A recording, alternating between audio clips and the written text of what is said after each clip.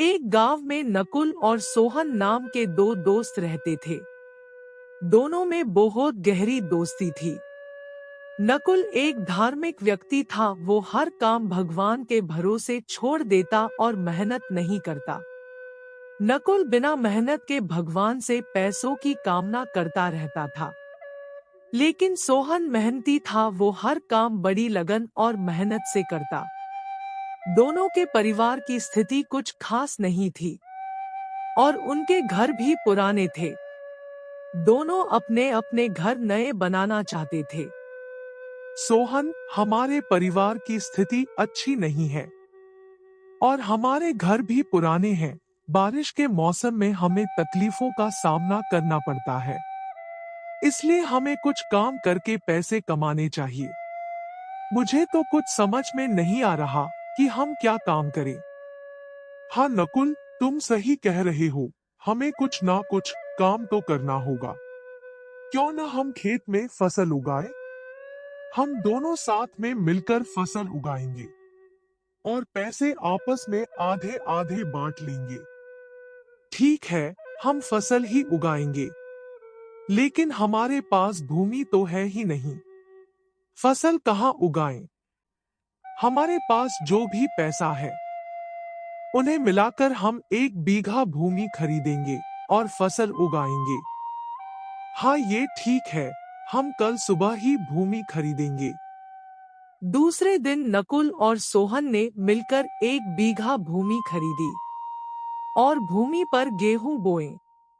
सोहन दिन भर खेत में मेहनत करता और फसल की देखभाल करता।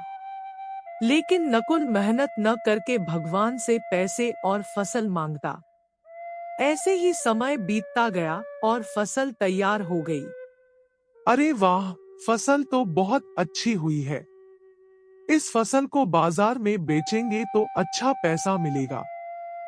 फसल को काटकर बाजार ले गए।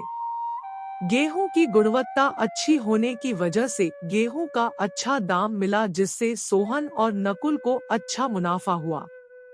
पैसे लेकर सोहन और नकुल अपने घर आए।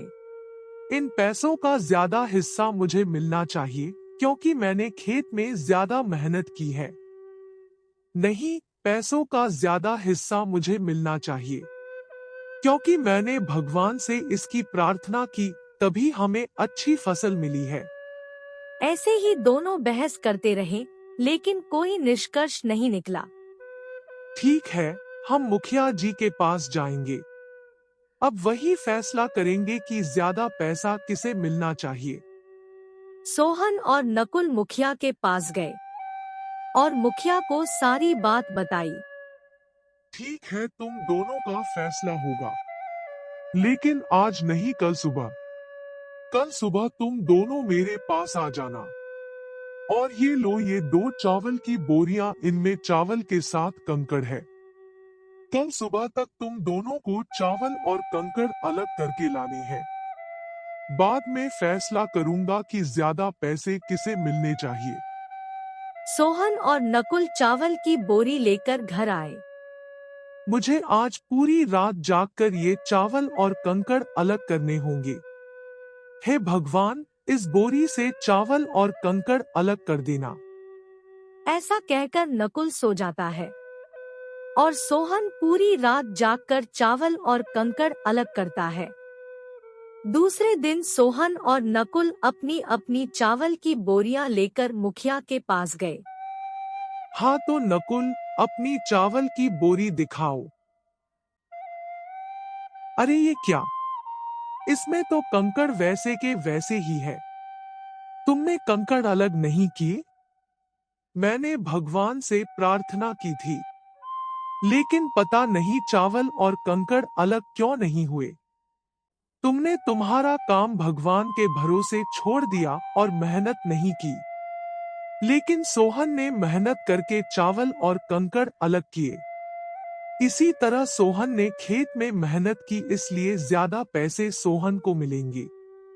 भगवान उन्हीं की मदद करते हैं जो मेहनत करते हैं।